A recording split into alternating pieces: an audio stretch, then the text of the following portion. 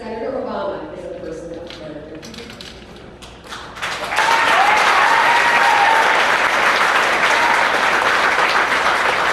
My students will tell you that a person of character is responsible. They're responsible for their actions.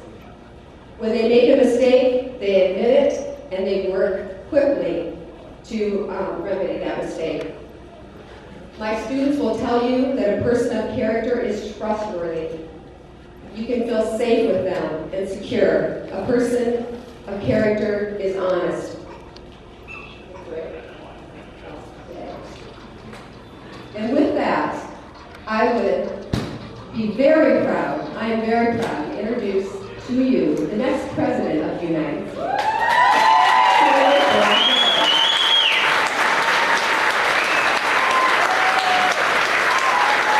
Thank you. Thank you, everybody. Thank you. Thank you so much. Thank you. Please give a big round of applause to Bernice for the wonderful introduction and the great work that she is doing. Please feel free to remain have a seat. I know you guys are big were getting tired. I am thrilled to be in Independence. And I'm thrilled to be in Buchanan County. And in addition to Bernice, I want to thank all of you for taking the time to be here. I know that some of you are Obama supporters, some of you are curiosity seekers, some of you are going to be caucus goers and they're still lifting the hood and kicking the tires and taking out various candidates for a test ride. But all of you are concerned and involved citizens. So for you to participate in this way means an awful lot, especially in the middle of an afternoon during the week. In addition to Bernice, there's only one other person I want to acknowledge. You know, some of you know that I now live in Chicago, but I didn't always live there.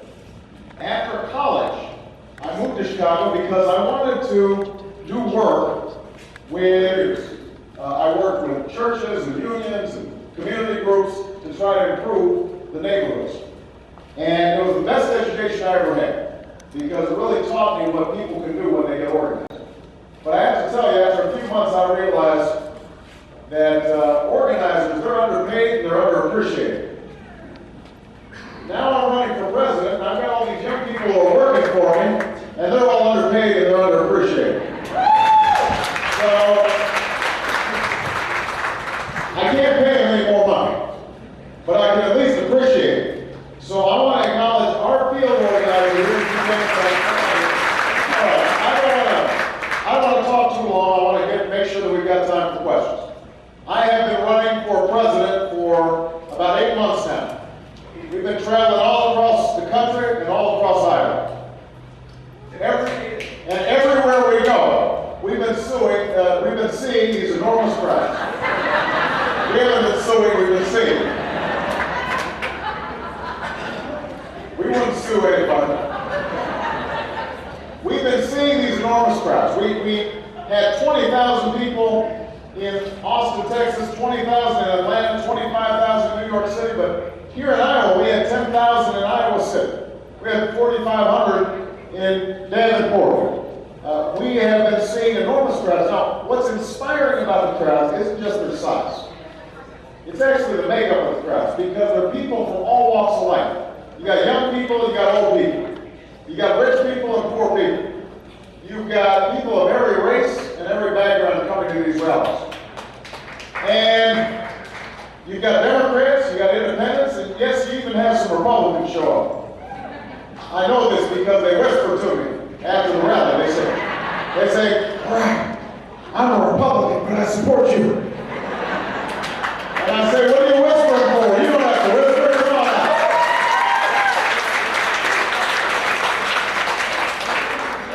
Now, part of the reason they're coming out is, let's face it, they're tired of George Bush.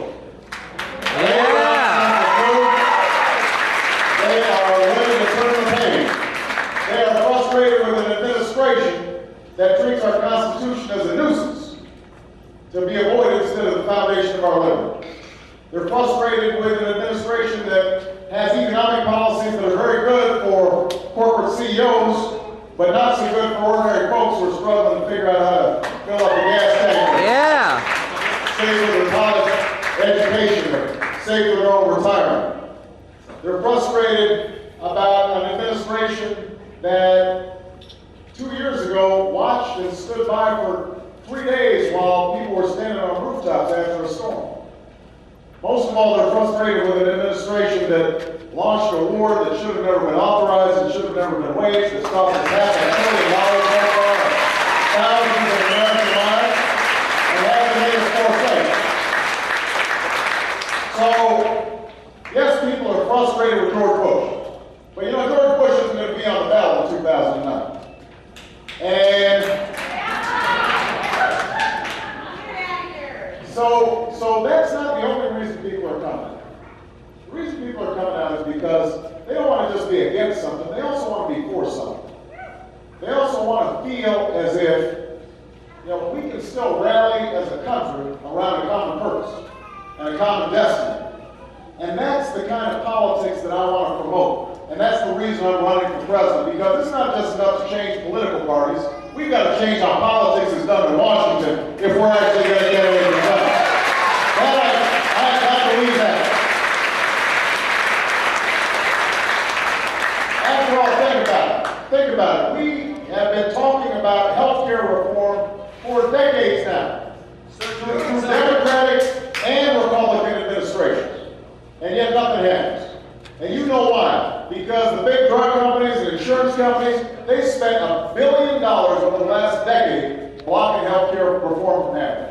And so if you've got a candidate who says we're going to work with drug companies and insurance companies like business as usual, and are just going to work the system as is, then you can guarantee that 4 years from now you're going to have a presidential candidate standing before you talking about how they're going to pass universal health care, because it won't have happened.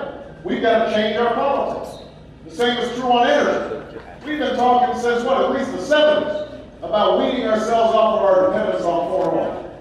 And yet year after year, nothing happens because the oil companies and the gas companies and the automakers have dominated the discussion about energy. So we've got to change how business is done. When I hear other candidates talk about how they've been in Washington a long time so they know how to work the system, I have to remind them the system hasn't been working for us. You know, we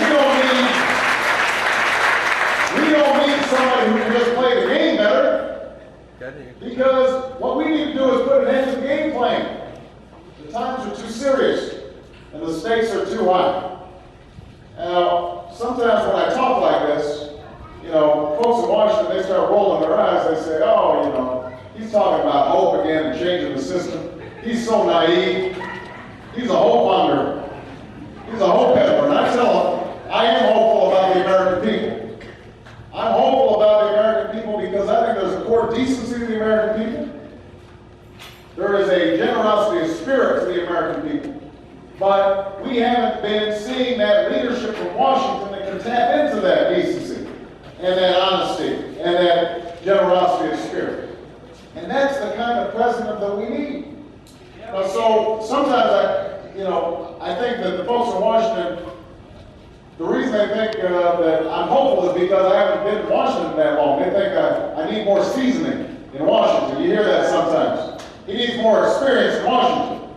I was puzzled about this argument when they first made it, because I've been in public life for over 2 decades now. Not just as a community organizer, but also as a civil rights attorney, a law professor, a state senator, a United States senator. And I realized they think that the only experience that's important is in Washington. I had to remind them, there are a couple of guys named Dick Cheney and Donald Rumsfeld who spent a lot of time in Washington. And they led us into the biggest foreign policy disaster in our history. So here's the kind of experience that I offer. I offer the experience of getting things done, and bringing people together, Democrats and Republicans, to provide health care to people who didn't have it, or to fix a criminal justice system that wasn't working in Illinois,